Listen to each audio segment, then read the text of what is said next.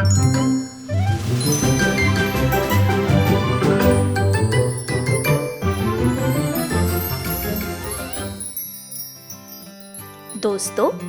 आज सुनते हैं एक प्यारी सी लड़की की कहानी जिसका नाम था ब्यूटी। उसकी दो बहनें थीं जो हमेशा झगड़ती रहती थी। ब्यूटी के पिता, जो कि एक व्यापारी थे, जब अपनी यात्रा से वापस आए तो सभी लड़कियों ने उनका प्यार से स्वागत किया। ये तोहफे तुम दोनों के लिए है मेरी प्यारी बच्चियों, और ये फूलों का गुलदस्ता ब्यूटी के लिए। धन्यवाद पिताजी।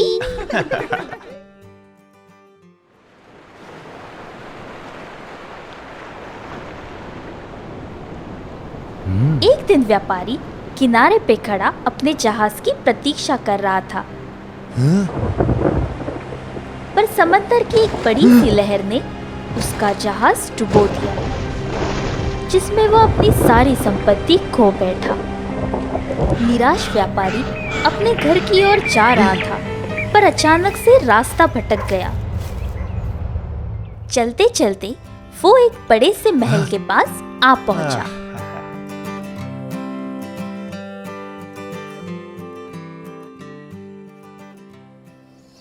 महल का दरवाजा जादुई था, पर उसने व्यापारी को अंदर जाने की इजाजत दे दी और व्यापारी खुशी खुशी अंदर चला गया।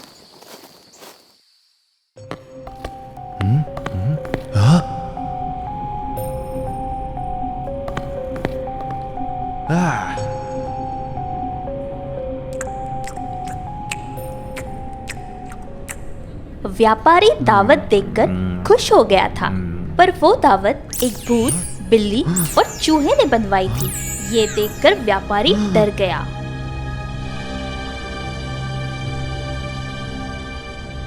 भागते भागते व्यापारी महल के मालिक बीस से टकरा गया। उसे घबराया देख बीस ने कहा, घबराए नहीं, आइए भोजन करते।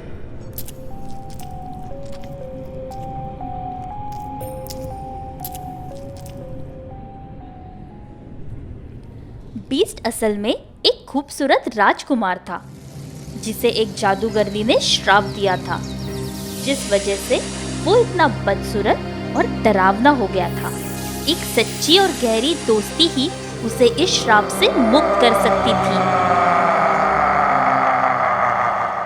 व्यापारी दूसरे दिन घर जाने के लिए महल से निकल रहा था। जाते जाते उसने प्यारे से गुलाब को हाथ लगाया, जिस वजह से बीस्ट उस पर आग बबूला हो गया। मेरे गुलाब को छूने की गुस्ताखी! जाओ अपने परिवार को अलविदा कहकर आओ। अगर तुम नहीं आए तो तुम बड़ी मुसीबत में पड़ जाओगे।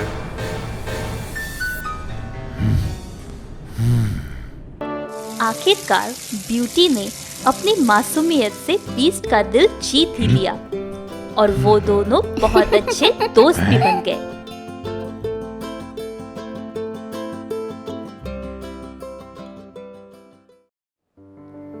श्राप की वजह से बीस्ट की तबीयत एकाएक खराब हो गई थी, पर ब्यूटी ने उसकी अच्छे से देखभाल की।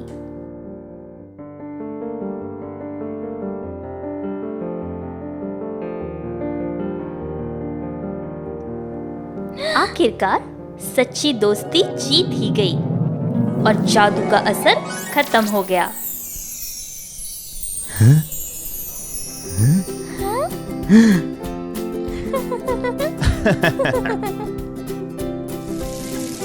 तो दोस्तों, ये थी कहानी ब्यूटी और बीस्ट की।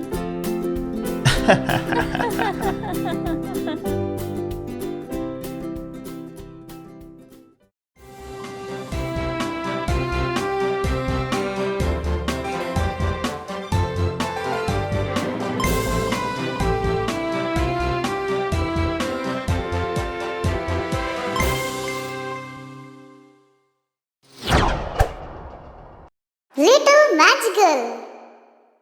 दूर शहर में एक छोटे से घर में मैरी नाम की एक नन्ही सी लड़की अपने दादी माँ के साथ रहती थी। नन्ही मैरी खिड़की के पास खड़ी थी और आसमान की तरफ देख रही थी। अचानक से उसे एक टूटता तारा दिखा। ये देख के वो बहुत खुश हो गई। वाह दादी माँ, देखिए टूटता तारा। तारा कैसे टूटता है दादी माँ?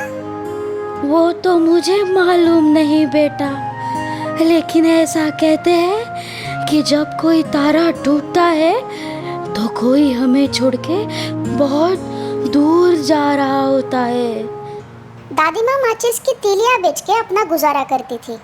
मैरी की देखभाल करने के लिए कोई दूसरा ना होने के कारण वो मैरी को भी अपने साथ ले जाया करती थी। एक दिन अचानक दादी माँ बीमार पड़ गई और इस वजह से मैरी बहुत दुखी और हताश हो गई। मेरी प्यारी नन्ही परी, रो मत बच्ची, वो दवा लेते ही मैं बिल्कुल ठीक हो जाऊंगी। पर दादी माँ, दवाई तो खत्म हो गई है। अरे कोई बात नहीं मैरी, वैसे मुझे अब उसकी जरूरत भी नहीं है। मैं अब काफी ठीक महसूस कर रही हूँ। आप झूठ बोल रही हो ना दादी माँ? आप अगर ठीक होती तो ऐसे खांसते नहीं। आपको दवाई की बहुत जरूरत है। पर बेटी, मैं दवाई कैसे लाऊं? आज तो हम माचिस बेचने जा भी नहीं पाएंगे। हमारे पास बिल्कुल भी पैसे नहीं है बेटी।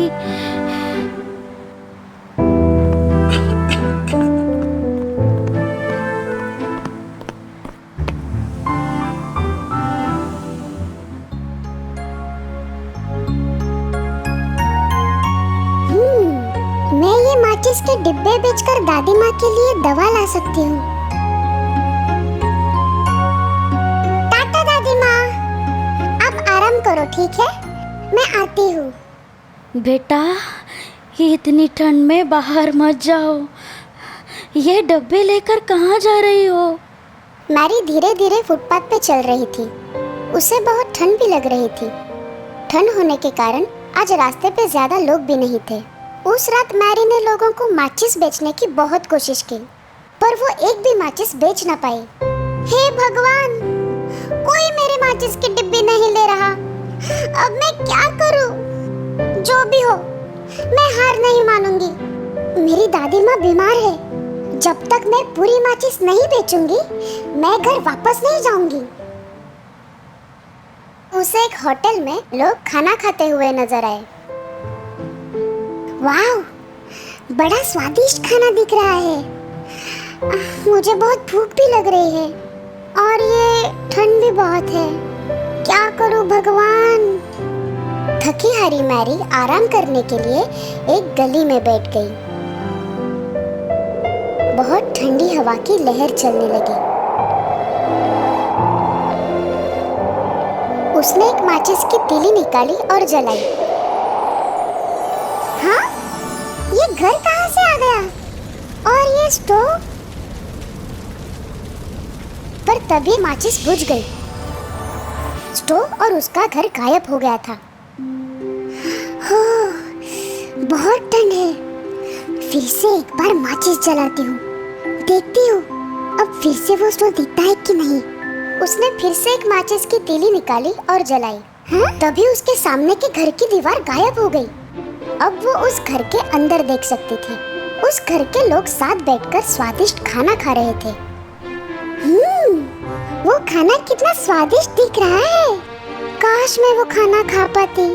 मुझे बहुत भूख लगी है। मैरी की नजर टेबल पे रखी एक चिकन की डिश पे पड़ी। हाँ, ये क्या है? ये चिकन तो मेरी तरफ आ रहा है। मैं सपना तो नहीं देख रही हूँ। पर तभी एक बर्फ का टुकड़ा उस माचिस के तीली पे गिरा और माचिस बुझ गई। मैरी बहुत परेशान और दुखी हो गई और भगवान से प्रार्थना करने लगी। तभी उसे आसमान में एक टूटता तारा दिखा। जब कोई तारा टूटता है तो कोई हमें छोड़ के बहुत दूर जा रहा होता है। भगवान, मेरी दादी को कुछ हुआ तो नहीं ना? बेचारी कितनी बीमार है। तभी उसने एक और माचिस की तीली जलाई। माचिस जलते ही उसकी दादी उसके सामने आ गई। दादी माँ, आप यहाँ? हाँ मेरी बच्ची, मैं तुम्हारे लिए आई हूँ। अपनी दादी को देख के मैरी बहुत खुश थी, पर उसे डर भी लग रहा था कि कहीं उसकी दादी माँ फिर से गायब ना हो जाए। इसलिए उसने बाकी बची माचिस की तीलियां एक साथ जला दी। माचिस जलते ही उसके चारों ओर एक अजीब सी रोशनी छा गई। दादी माँ, मुझे यहाँ बहुत डर लग रहा है, मुझे भी अपने साथ ले चलो। हाँ चलो मेरी बच्ची, मेरे साथ चलो। ये कह के दादी माँ ने मैरी को अपने गोद में उठा लिया और आसमान में उड़ गई। मेरी नन्ही परी, तुम्हें अब कैसा लग रहा है? मुझे बहुत अच्छा लग रहा है दादी माँ। ना कोई भूख, ना कोई ठंड और ना कोई डर।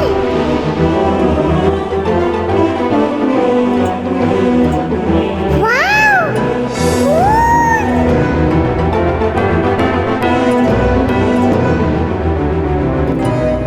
जब सुबह हुई तो लोगों ने मैरी को छोटी सी गली में पाया। उसकी आंखें बंद थी, उसके चेहरे पे एक मासूम सी मुस्कान थी। वो अब इस दुनिया में नहीं थी।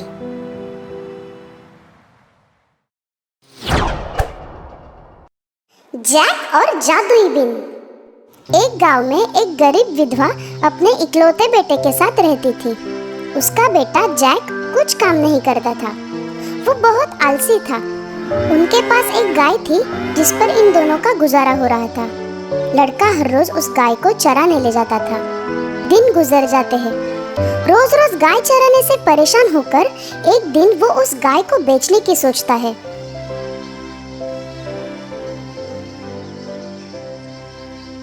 ये सोचकर वो बाजार की तरफ चल पड़ता है। बाजार जाते वक्त बीच में जैक को एक अजीब बूढ़ा आदमी मिलता है। उस बूढ़े आदमी ने गाय की तरफ देखा और जैक से कहा, हेलो मेरे बच्चे, अगर तुम मुझे तुम्हारी गाय दोगे तो मैं तुम्हें उसके बदले काफी कीमती चीज दूंगा। जैक ये सुनकर काफी खुश हुआ। बूढ़े आदमी ने 5 बीन्स अपने जेब से निकाले। बीन्स? हाँ, पर ये जादुई बीन्स है। जैक को पहले उस पर विश्वास नहीं हुआ, पर उस बूढ़े इंसान ने कहा, तुम एक अच्छे और होशियार लड़के लग रहे हो। ये जादुई बीन्स ले लो, तुम्हें अफसोस नहीं होगा। मुझ पर यकीन करो। जैक ने उस बूढ़े आदमी पर विश्वास किया और अपनी गाय मिल्क व्हाइट उसे दे दी।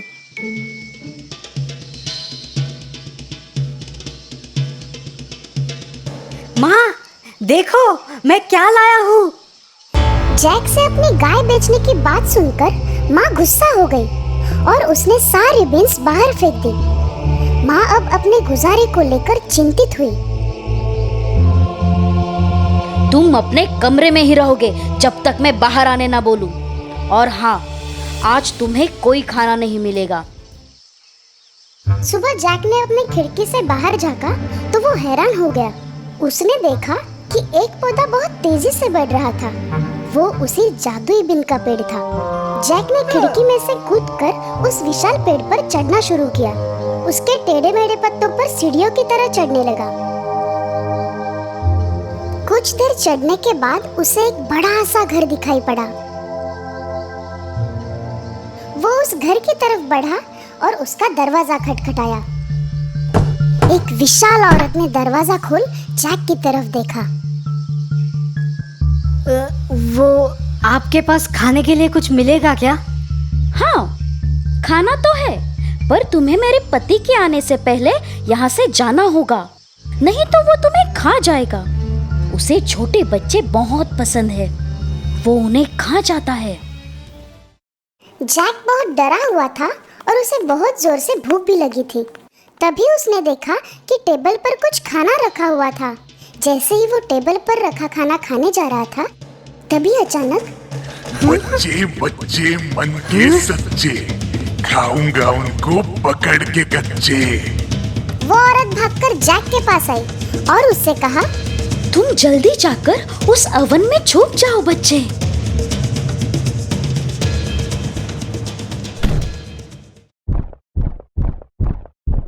मुझे बच्चे की खुशबू आ रही है। क्या कह रहे हो जी? शायद आपको उस मांस की याद आ रही है जो मैंने कल बिल्ली को खिलाया था। खाना हो जाने के बाद वो राक्षस अपने सोने के सिक्के गिनने लगा। ये सब जैक ओवन में से देख रहा था। कुछ देर बाद सिक्के गिनते गिनते राक्षस वहीं सो गया। जैक ओवन में से बिना आवाज किए बाहर आता है। टेबल पर चढ़कर वो एक सिक्के की बैग लेकर वहाँ से भाग निकलता है। उस सिक्के के बैग को जैक ने बिन के पेड़ से नीचे फेंका और खुद भी बिन के पेड़ से उतरने लगा। उसने सोने से भरे बैग को उठाया और दौड़ते हुए घर के अंदर गया। जैक की माँ ने इतने सारे सोने को एक साथ देखा और वो बहुत खुश हो गई। उस दिन के बाद वो कभी गरीब नहीं रहे, लेकिन कुछ दिन बाद वो सारा सोना खत्म हो गया। जब और कोई रास्ता नहीं था, तब जैक फिर से बिन के पेड़ पर चढ़कर उस घर में जा पहुंचा। पिछली बार जब तुम यहाँ आए थे तो हमारा एक सोने का बैग चोरी हो गया था। इसके बावजूद भी उसने जैक को प्यार से अंदर बुलाया। थोड़ी देर में राक्षस घर पहुंचा। बच्चे बच्चे मन के सच्चे, खाऊंगा उनको पकड़ के कच्चे। खाना हो जाने पर राक्षस ने पत्नी को मुर्गी लाने के लिए कहा। जब वो मुर्गी लेके आई तो राक्षस ने उस मुर्गी को अंडा देने के लिए कहा। तभी उस मुर्गी ने सोने का अंडा दिया। जैक ये सब ओवन में से देख रहा था। राक्षस सो जाने के बाद जैक ओवन में से बाहर आया। उसने मुर्गी को उठाया और नीचे की तरफ दौड़ा। सोने के अंडों की वजह से जैक और उसकी माँ फिर से अमीर हो गए थे। कुछ समय बाद जैक ने फिर से अपनी किस्मत को आजमाने की सोची। बिन के पेट से ऊपर जाकर वो अब राक्षस के घर में छुपकर घुस गया। राक्षस की पत्नी से छुपते हुए जैक एक बड़े से मटके में छुप गया। थोड़ी देर बाद राक्षस आया। बच्चे बच्चे मन के सच्चे, खाऊंगा उनको पकड़ के कच्चे। इस बार राक्षस के पत्नी ने जैक को पकड़वाने का तय किया। अगर कोई बच्चा है तो वो ओवन में होगा। पर जैक कहीं और छुपा था। राक्षस और उसकी पत्नी ने पूरा घर छान लिया, पर वो जैक को ढूंढ ना पाए। खाने के बाद राक्षस ने सोने की वीणा टेबल पर रखी और उसे बजने का आदेश दिया। वीणा बजने लगी और राक्षस सो गया। इस बार जैक को ये वीणा किसी भी कीमत पर हासिल करनी थी। वो राक्षस के घुटनों के ऊपर से टेबल पर चढ़ता है। अच्छा तो तुम हो चोर, रुको, मैं तुम्हें नहीं छोड़ूंगा। भागते कहाँ हो, रुको।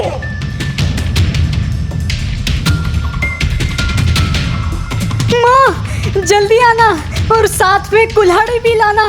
उन दोनों माँ बेटों ने बिन के पेड़ को काटना शुरू किया। आखिर उन्होंने बिन के पेड़ को काटा और राक्षस जमीन पर जोर से गिर गया। अब वो दोनों राक्षस से सुरक्षित थे। हे भगवान, हम सुरक्षित हैं।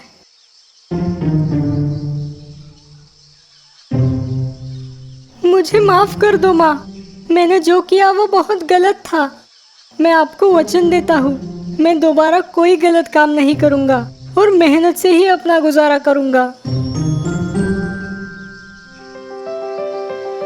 उसके बाद जैक ने जो कुछ भी कमाया वो अपनी मेहनत से कमाया और अपनी माँ का दिल जीत लिया। तो दोस्तों, इस कहानी से हमें ये सीख मिलती है कि चोरी करना गलत है। मेहनत की कमाई में ही असली सुख होता है। थी ना मजेदार कहानियाँ? तो चलिए अब जल्दी से हमारे चैनल को सब्सक्राइब कीजिए और हाँ, बेल आइकन पर क्लिक करना ना भूलें।